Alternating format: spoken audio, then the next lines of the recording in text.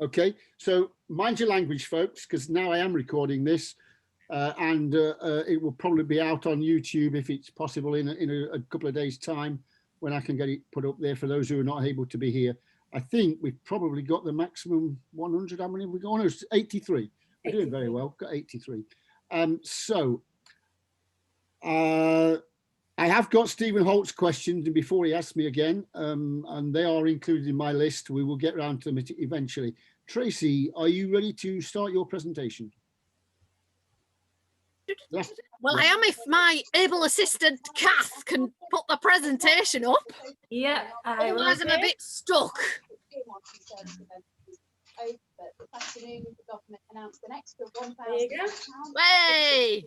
there we go. Right then, this is a three-way act tonight.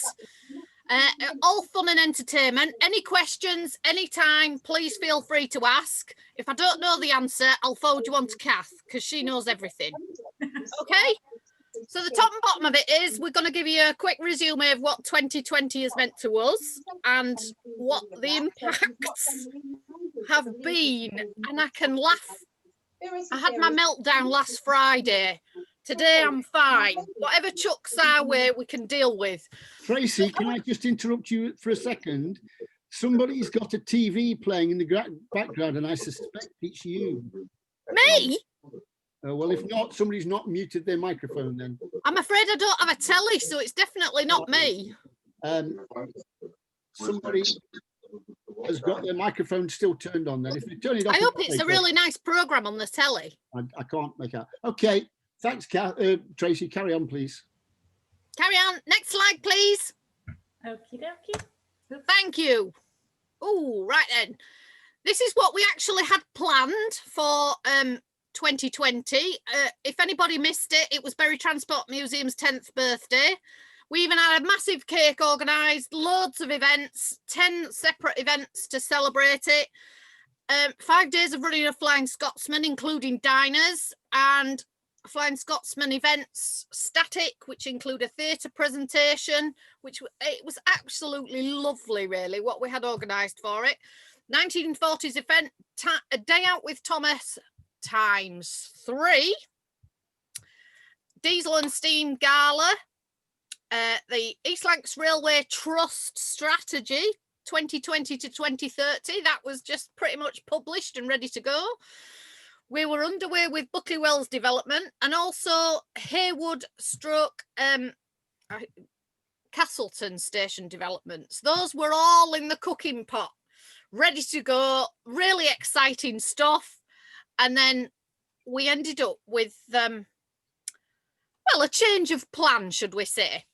And effectively, what that actually meant to us that we ceased running diners on Friday the 20th of March. And if you were booked on that Friday night diner, you will know that actually we stopped running it while you were sat on it. The pubs closed the same night. And then we all went into national lockdown on the 23rd of March. And we didn't reopen to passenger services till the 8th of August. With second national lockdown starting on the 5th of November. And in total, that means we've lost 127 operating running days. That doesn't include footplate experience or anything else. That's ordinary passenger days. That's what we've lost this year. And somewhere in the region, it's estimated about 64,000 passengers have not experienced the wonders of the East Lancs Railway this year. So we've got a massive hole to fill, not only in our personal lives, but I'm going to hand you over to Kath, who's going to give you the overall financial position because she's in charge of the money. Thanks, Tracy. So for those of you who some of this is a bit small, so I'll just go through it. Basically, the first thing is a full year comparison. If we have a full forecast for 2020 as we see it now versus what actually happened in 2019, our revenue we predict will be down by 42%. Having said that, that is assuming that Santas go ahead. If Santas do not go ahead, that will reduce to £2,050,000 of revenue, which will be a 53% drop in income. As you can see, the costs are don't drop quite the same, unfortunately, because we do have costs that we have to incur, you know, as a dormant company. And we've also had a lot of increased costs being dormant, like security and those sort of things, PPE, etc., preparing for reopening, all that sort of stuff. So the impact is pretty dire. We're predicting, forecasting a loss this year, a deficit of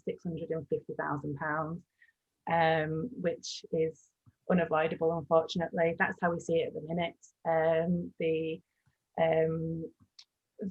Things are still changing as we speak. So, you know, this is an ongoing working information. On the lighter side, Halloween was down by 27% compared to 2019 income-wise, but that's a lot better than we actually were hoping. As with Halloween, a lot of people do book on last minute, so we saw a surge towards the last couple of days of income. We also managed to save more costs relatively, which meant that our surplus wasn't as low as we were predicting as well. The current lockdown that's due to end the end of today, the impact of that, if you compare to November 19, the same month last year, we had 217 grand worth of income. The forecasted income for this November is 98,000, so a 54% drop in income, and costs are not relatively dropped the same, so we're still going to incur a lot of those costs. The Santa cash liability, so not the sales at this point in time, the Santa's cash liability is £320,000. What I mean by that is key tickets hold the money. They pay us a week in arrears, so for every Friday they'll pay us for up to the end of the previous Sunday.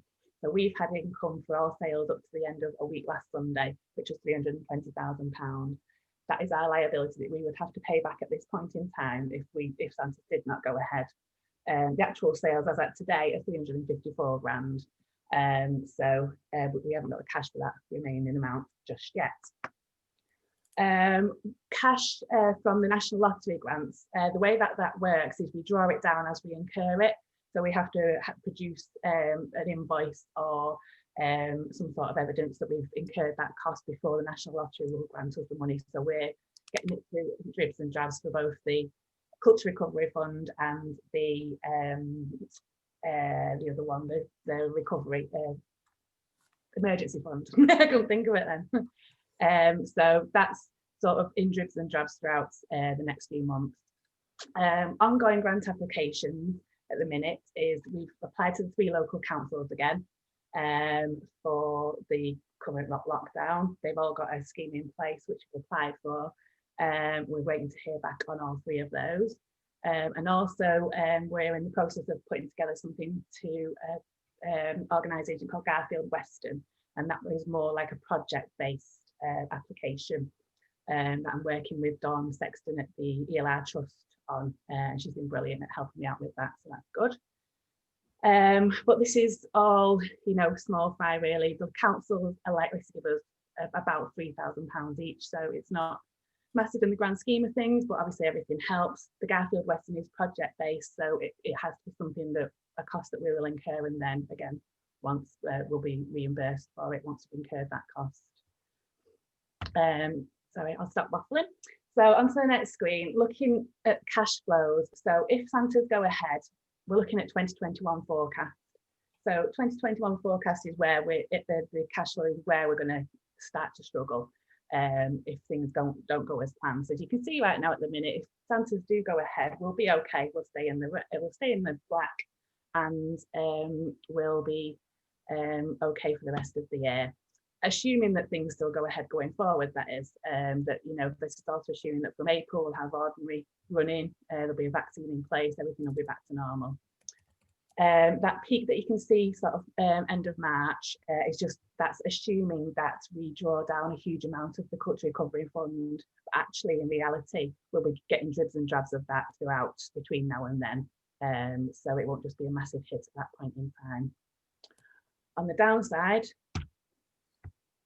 we have on the next screen, if the Santas don't go ahead, we will be dipping into our overdraft. So sadly, we will have to refund all the liability that we've got at the minute, the £320,000.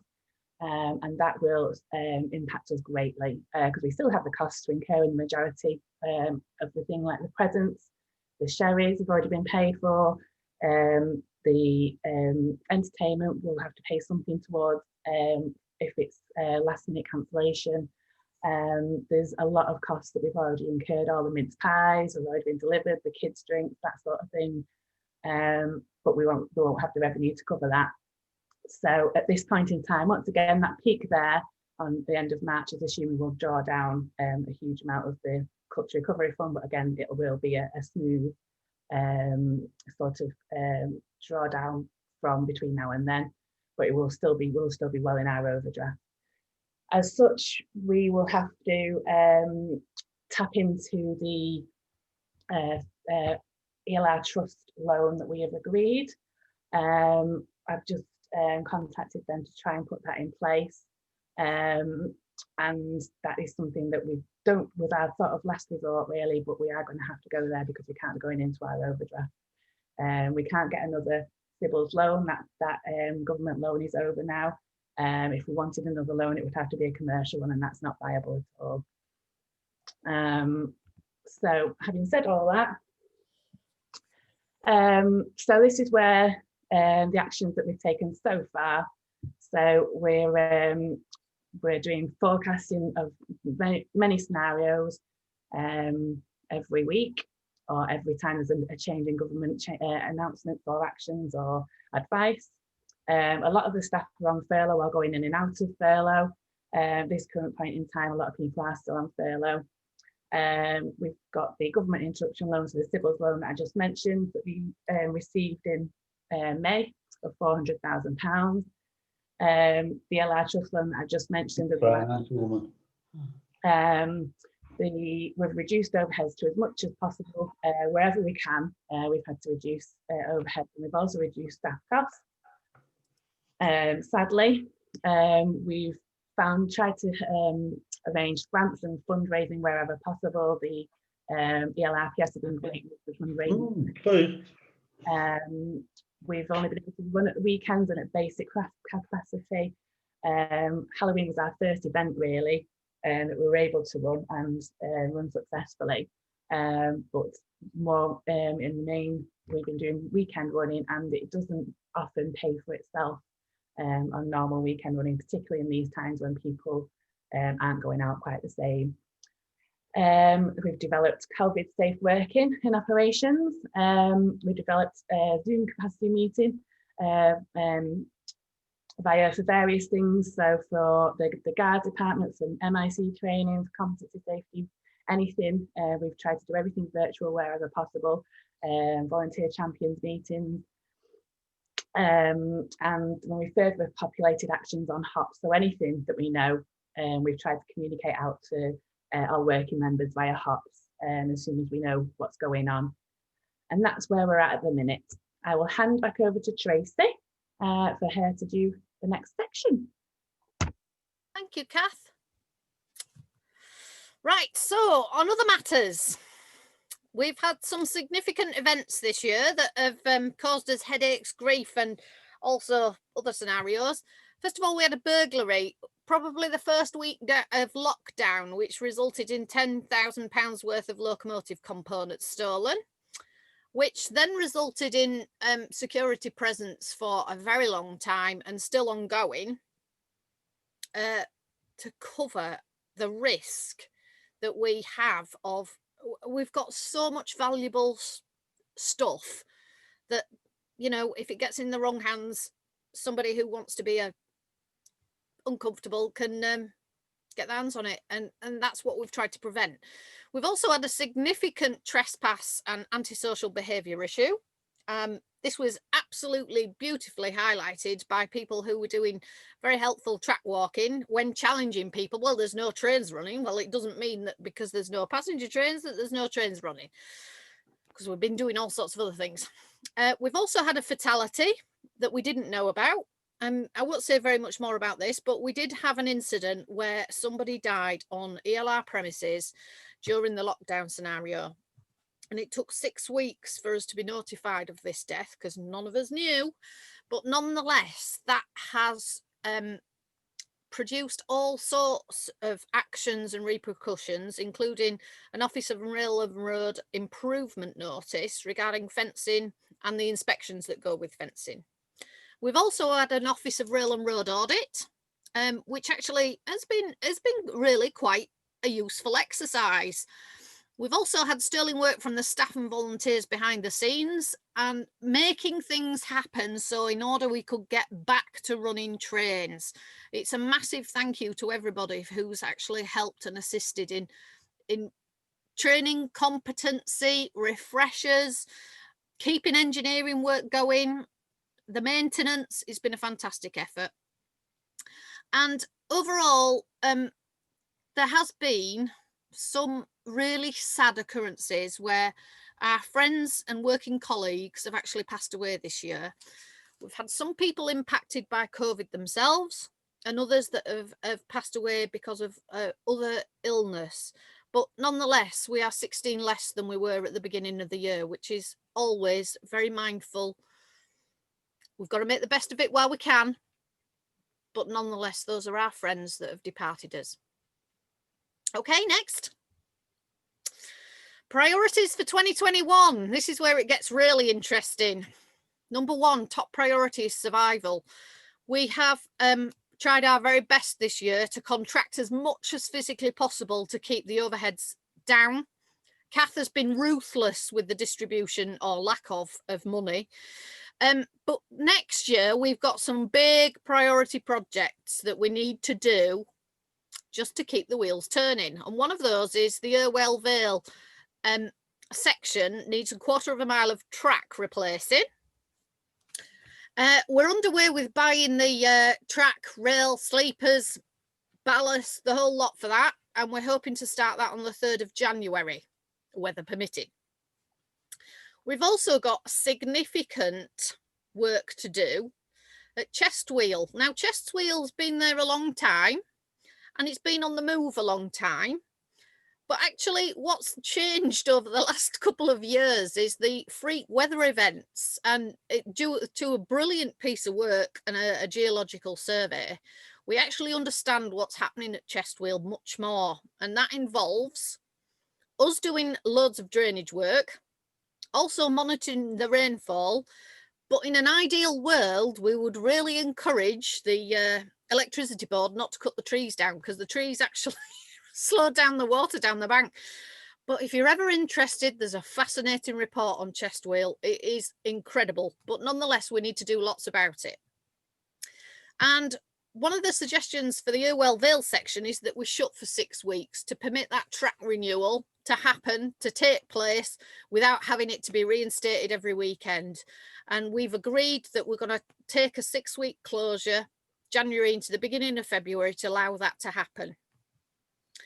Also, the big effort that really has gone in this year is the diversification of what we can do to obtain contract work and engineering services. Lee and Andy have been monumental in this because they have brought in some really good, interesting contract work, which I have to say it surprised me. It's really quite random, but nonetheless, it's really vitally important. I sold my soul to an Austrian outfit, Linsinger, with that beautiful track milling machine. And I'm sure there will be more to come. We've got a big proposal put together for rolling stock storage for the train operating or train leasing companies, which hopefully we'll get some progression on. But nonetheless, diversification, where we can obtain the pound to go in Kath's bank account from doing engineering services or doing the railway work, what the railway was built for. And in the hope, the long-term hope, that we rebuild our finances, we've taken a business interruption loan out. It's not as much as we could have taken, but we felt it was actually required at the right time this summer. Kath was fundamental in getting that. And we still further need to reduce the operating costs. So the timetable is going to contract in 2021 because previously we've had quite a lot of days where the footfall wasn't sufficient to cover the operating costs for that day. And we've taken the harsh decision that actually we can't plan to lose money. So we've contracted that, and hopefully we can fill that by the diversification work. And also we've been running events, and we've done events really, really well, but not all of them have ever made any money. So we've got to be really careful how we plan and execute running events so that we actually do make a contribution back into the railway to help rebuild those finances. Next. Right, so the successes for 2021, yay! We're still here. We are still here in November, which, no, we're in December now. When did that happen? If we look back to the beginning of March, none of us thought that we would be in this position. So we've had to work tactically, really change very quickly, and also change our skills.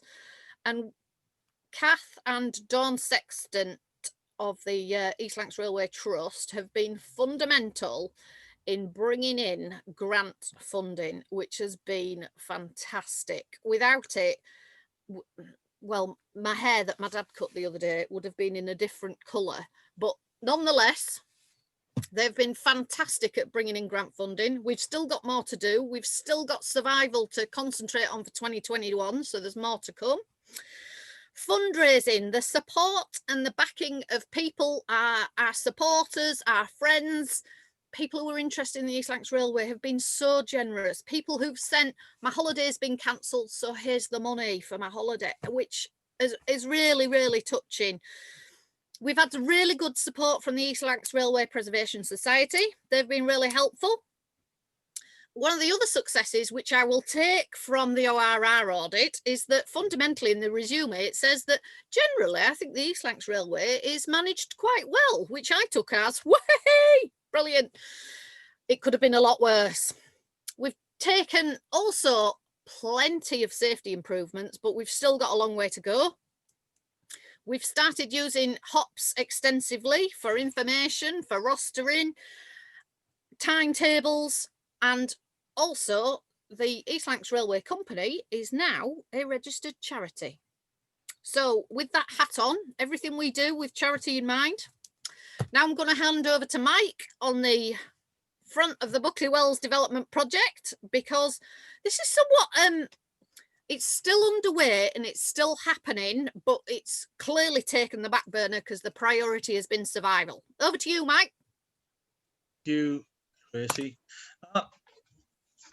Clearly, it's a huge setback because in February we were probably a couple of months away from being able to submit a planning application. Most of the challenges had been resolved. Things gone into the deep freeze. One of the outstanding challenges that fell foul of COVID was, I don't know if everybody knows, but there's mine workings across the site at Buckley Wells, and we got a company in to do boreholes to try and find seams and the like. I want to thank Stuart McDonald, particularly if he's on this call, for the great work he did in helping us produce a geological survey and report. That sent to the Coal Authority. They went into deep freeze and I think they disappeared. Only recently that resurfaced, and they're actually currently looking at documents. Now, the importance of this is, as far as finances are concerned, that if the Coal Authority decide that there are seams, and they may recommend that we have to pile the whole site, the estimate we've had for piling is 1.7 million. Sorry, I've got an itchy nose. If they decide that we don't need to pile, then the costs of foundations is around £100,000. So you can see the importance of what their recommendations are. The value of the construction for the photograph you can see there with two buildings really. One is on the far left, a 2-road carriage, a diner storage area, prep area, kitchen area. The next 4 roads are for storage, up to 40 carriages. And building set back a wee bit is the new carriage and wagon workshop, which is obviously currently occupied across the road. And that would become the new diesel workshop if we get this development off the ground. Now, the latest estimated cost just for the superstructure, not the inside, is between 1.7 and 2 million.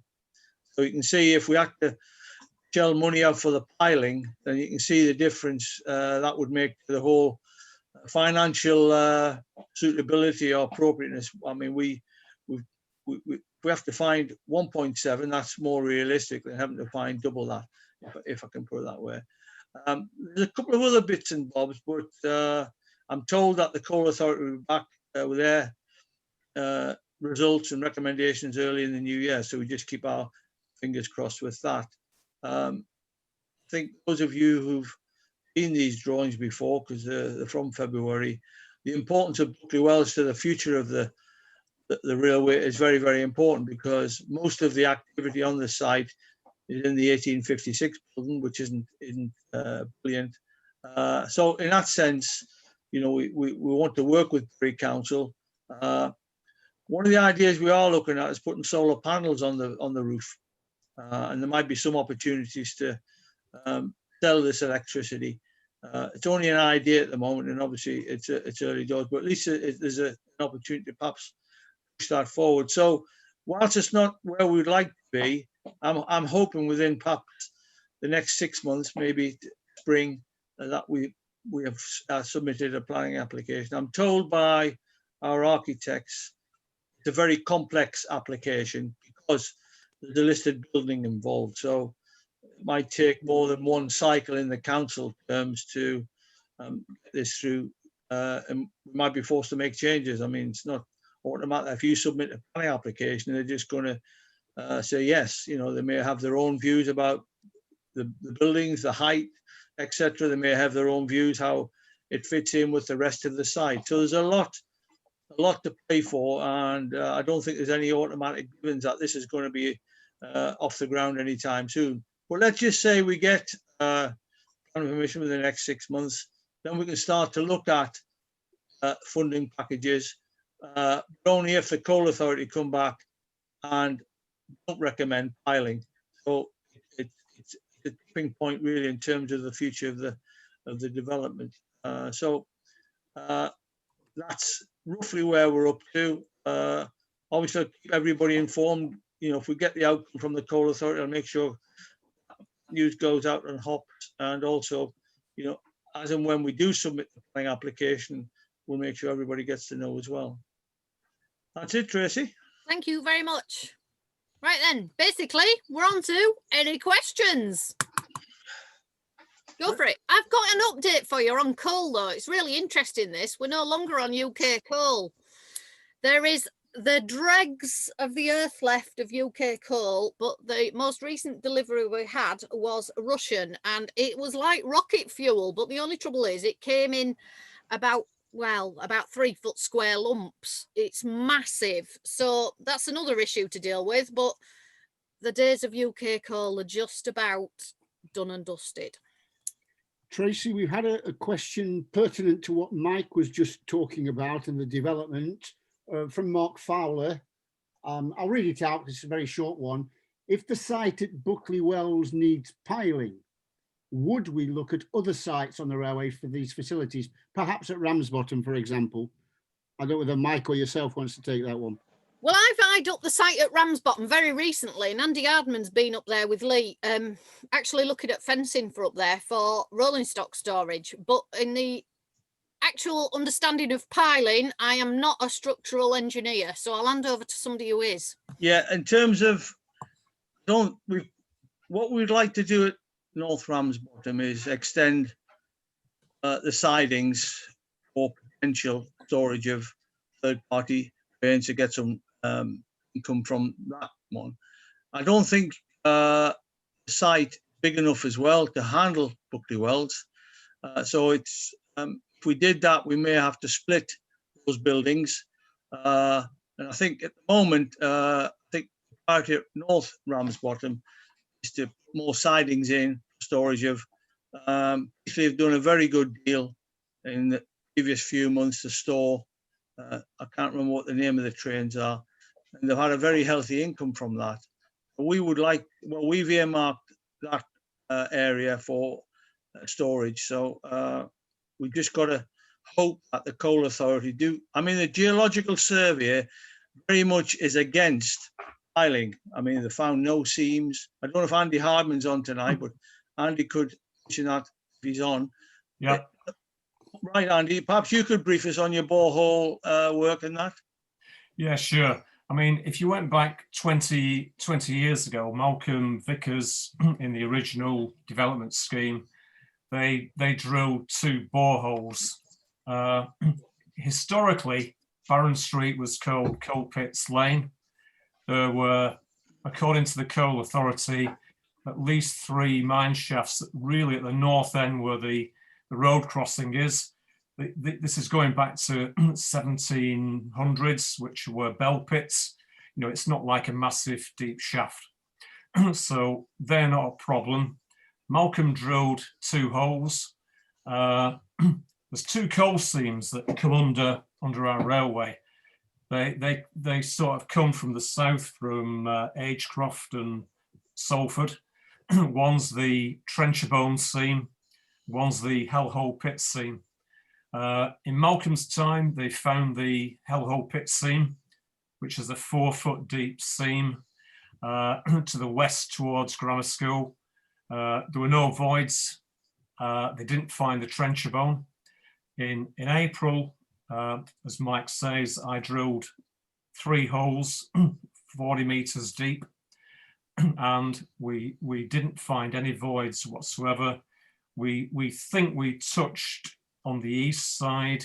I drilled farther east towards the works. I feel we feel we touched the Hellhole Pit seam, which was just a touch. It was like 15 to 20 inches deep. The main thing is there were no voids. So we know these 2 seams outcrop. So they rise from the south at 5 degrees. So they virtually touch surface around Buckley Wells and a bit farther north. So from what we've seen physically, there are no voids. So no voids means to us there's no mine workings. So that means the ground's never been worked and it should be quite stable. So from the physical side of it, there's no evidence to say the Coal Authority should say it's unstable, there's voids, and you need to pile. Thanks, Andy. Don't know if there's any other questions on that respect. I want to go back in to the presentation that Kath did. I've received a question from Stephen Holt, which I've now just sent out on chat. I will read it out, but you can see it yourself. It says, I stand to be corrected, but the company must have received nearly £1 million in donations, grants, loans and heritage lottery, etc. The online donation page via the website stands at £237,000. Has this money been used? And what has the money that the company has obtained from all sources been used for? I expect that some has been ring-fenced for track renewals, but what other uses has the money been used for? Yeah, so as I mentioned in the presentation, some of the grant money hasn't been given yet because we have to incur the cost before we can draw it down. So you're right, there's in excess of £1 million if you include the donations that we've received and the help from ELR, which is fantastic.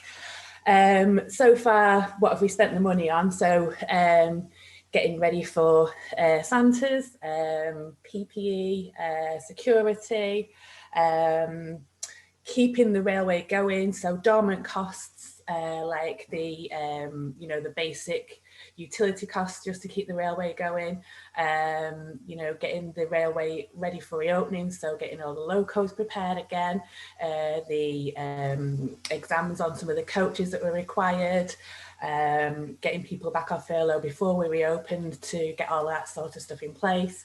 A lot of work has been done regarding the ORR audit that we've had. So a number of people have been involved in producing reports and information and having meetings regarding all that to ensure that we were allowed to reopen and follow all the guidance. And the costs that we've incurred just for being dormant are something that we can't claw back. So the likes of rent and things are just being sucked up without any income coming in. So as I mentioned in the presentation, our income's down by 42%, but our costs are only down by 28%. So you can see the massive impact there that we're having to bear on ELR. So I hope that covers what you were asking, Stephen. Could you just mention refunds, how much that's cost us? Yeah, so about £750,000 worth of refunds stroke vouchers we've had to give back. A lot of customers, which is fantastic, have taken vouchers. And again, if the Santas do not go ahead, we still have another £320,000 to give back. So that is £1 million worth. There was about about £170,000 worth of Scotsman ones. A lot of those were deferred to 2021, which was great. But yes, refunds of advanced sales have had a massive impact on the cash flow for ELR. Thanks, Mike. Kath, connected with that, Bill Horton has asked, is there any news on the business interruption insurance claim after the High Court's initial judgment? Not much further. David will probably be able to update a little bit more, but I'll hand it over to him. He knows a bit more, a bit closer to the that side of things. Yeah, that one is currently in the Supreme Court. The Financial Conduct Authority and about 8 insurers decided to have a test case. Unfortunately, ours was one of the 2 that was thrown out because of a wording within the QBE, who are our insurers' schemes. However, the FCA have appealed against that, just as all the other insurers have appealed against what the original ruling was. So it is currently in the Supreme Court. The judges have indicated that they know it's urgent for it to be resolved, so they hope to make a decision before Christmas. They didn't say which Christmas, but we shall see. We have a claim in for just around 100,000 on that. Thanks. The only other 2 topics we need to discuss, or very quickly, I think. Obviously, I've had a number of questions about Santas and what is happening. And Mike Kelly's going to make a statement in a moment. I've also had several people asking questions about the museum, which has been totally closed for a long while now. Tracy, would you like to make a statement about the museum? What is happening? What is not happening? Well, I think it comes from all of us, really. The situation is, until we are in a position where we can actually open it, tier 3, we wouldn't be able to open it. But look, we were focusing really hard. I was working with Jill on what we can actually do to get the museum open until lockdown number 2 started. So realistically, we'll be looking now for Easter 2021 for reopening the museum. And in between that time, we've got loads of work we can do on the education profile and also on our online profile of what we can actually provide for education visits and virtual visits. So there's work to be done. It's just physically opening the museum at this moment in time. I estimate that it's going to be Easter next year. One of the questions that's been asked from John Hume is, who is now taking ownership of running the museum? The museum reports to me. Okay, fine, thanks. Tracy. Sorry, it's John here, just coming in. The reason there's a lot of questions from myself, maybe I'm asking questions on behalf of Jeff Spencer, Yeah. and various other people who are not online. So I'm not being over enthusiastic about, but They can't beat anybody for enthusiasm. I know that. No, but there are only two things which Mike's going to cover, I think, but that's answered one big question for us. Thank you. Just a quick one that Mike won't have had from me is the Facebook page on for the museum. Sarah's handed over the editing of that to myself. I used to help her with it, and I intend doing a little bit of work this next few weeks leading into Christmas and keeping people interested. So unless anybody else has got any input from that, let us know. Brilliant, thank you. Okay, I've had a fair number of questions, 6, 8, 10 perhaps, concerning the operation of Santa's, the safety of the operation in terms of the visitors and of staff, and what might happen, might not happen. Before we go any further, I'm going to ask Mike to give us the latest update as to where we are with Santa's, and we may look at the questions after that. Appreciate we're getting to perhaps an issue, but a pretty big presentation that Tracy put together, and I'm just wondering whether anybody else had any more questions. I don't want to move off that unless everybody feels satisfied that there's enough information in there. Sounds like that's a yes. Santa specials, a very difficult few days, probably the worst 4 days I've had as a volunteer on the railway. We're trapped really when you think we're coming out of lockdown. New regulations were announced on Wednesday, the 25th of November. Still talking in Parliament. I was watching the debate earlier. They're still probably going to the middle of the night. So no new regulations legally exist. And our conversations with Privy Council have been around what might be in those regulations and what might exist. And we're still discussing that. There will be a public announcement tomorrow, and I'm just asking for your patience. I don't want to set any hairs running. Just to characterize the discussions as challenging. They have certain views, certain interpretations. We're in discussions with, and I'll just ask for your patience until we are able to make a public statement so everybody finds out at the same time. So that's as much as I'm able to say tonight. I'd like to thank everybody who's put in a magnificent effort in preparing the carriages, the platforms, and the booking office. They look absolutely superb. And I'd like to thank everybody for their patience. It's the 2 days, 3 days to go, and we still haven't got some clarity as whether we can run trains or not. So perhaps just bear with us for another few more hours until tomorrow. Thanks, Mike. Can I just clarify on the issue of safety?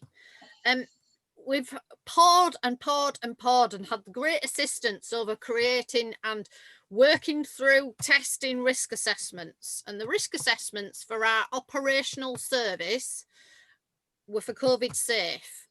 So the operational service plus the addition of the event have all been done with COVID safe in mind. It doesn't matter which tier it's in, whether it's 1, 2, 3 or 4, they are COVID safe. So please understand, if the risk assessments followed, people take care of themselves by wearing the appropriate PPE and following those risk assessments, they are COVID safe.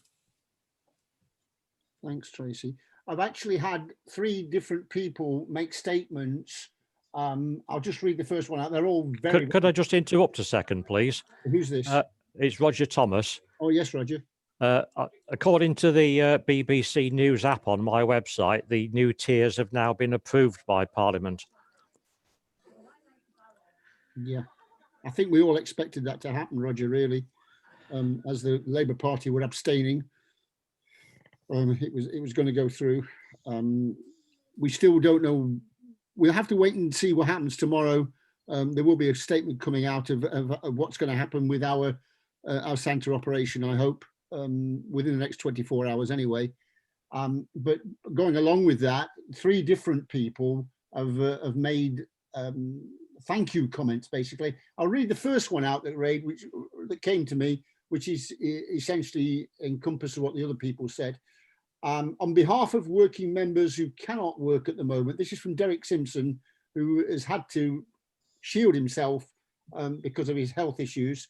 On behalf of working members who cannot work at the moment as they are high risk of COVID-19, I would like to thank all working members and staff who are keeping the ELR ticking over during these difficult times. Let's just hope the situation will improve next year. And I've had similar sentiments from a couple of other people as well, thanking, and I won't say congratulating, but thanking the people who have been able to put in the time and effort to keep the trains running and prepare for the events like Halloween and Santa's that we've had. And on behalf of the champions, I would say the same as well. There's been a lot of people who've put in time when they would not normally have been involved. They've come down as a response to an appeal that's gone out and helped prepare things, including wrapping all the presents, would you believe? That's just a little thing. Okay, Tracy, you want to say something? Yeah, has anybody actually seen the Lloyds Bank advert? Which has actually, I don't have a telly, but on the Yes, I've seen it. Yes, you definitely. can't miss it, Tracy. It's everywhere. Into somebody's house and the Lloyds Bank, I can't help. Wasn't that brilliant? It's just been on now. What a great advert. It's Fabulous. just been on now. Well done. Not that we got some brass for it out, but. Okay, I think I've covered all the comments and questions that we've had. I apologise if I have missed anything, but I've just gone through them again. I know I've summarised quite a few because they are similar concerning health and safety and thank you comments and things to do with the museum. If you've got any other comments, if you want to either shake your hand at me or just make a comment verbally so that we can see you there. John Hume wants to say something. Thank you, Michael. Yes, just one further thing on the museum. Are you aware of the holes in the roof that we've got? And also there's a chimney stack that is in an unsafe condition, apparently. And those possibly are things that need addressing before we reopen, obviously. As a matter of urgency. That's exactly that, yeah. I am aware that maybe people who've got exhibits in there may be concerned for them if they know about the holes in the roof, for instance. Albert, who you probably know, he's been popping in and out and checking things while we've had these courses on, and he said they've had one or two more leaks in the roof than we expected earlier. So there's a total of 7, he reckons now. That is pretty urgent, that. 7 leaks, and also the slip at chest wheel, which is affected by the weather. Every time it rains, I get a twitch on there. Yeah, exactly. Yeah. So those are the 2 main things that are of long-term consequence if we don't do out about them. Thank you very much, John. Okay. Cheers, Tracy. Can I ask, through you, Chair, I mean, we talk a lot to volunteers, but what about the volunteers tonight? What's their expectations for 2021 when, you know, everything's going to be different, everything will be a struggle, money will be tight. You know, it'd be nice to hear how our volunteers tonight are viewing 2021. Perhaps I could just throw that out there, really.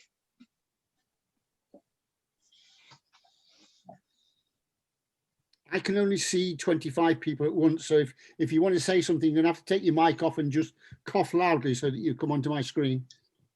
Hi, Mike, it's Stuart MacDonald here, Guards from the manager from the Guards Department. Yeah. Yeah, 2021. It is certainly going to be a challenge. We appreciate that there's very little finance around. One thing as a department that both Steve Gregory and myself have been working towards is to make sure that the safety management system is as the Office of the Rail Regulator want it to be, but also that the competencies for all our members, who are some of the most dedicated people I could possibly ask to manage. They are wonderful. The Guards Department itself is looking forward to whatever work you can throw at us.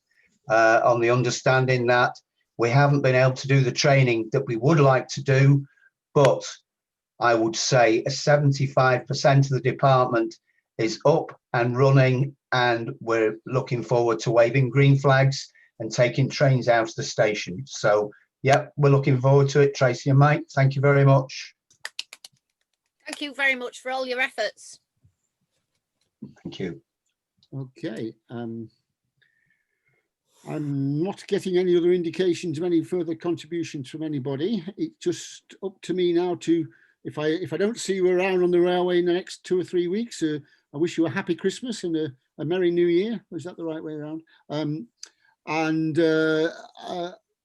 hope you have a safe time. I've had COVID, so I don't know whether I'm safe now. I don't know. I've had COVID. Perhaps I'm not infectious anymore. But thank you very much for attending this evening.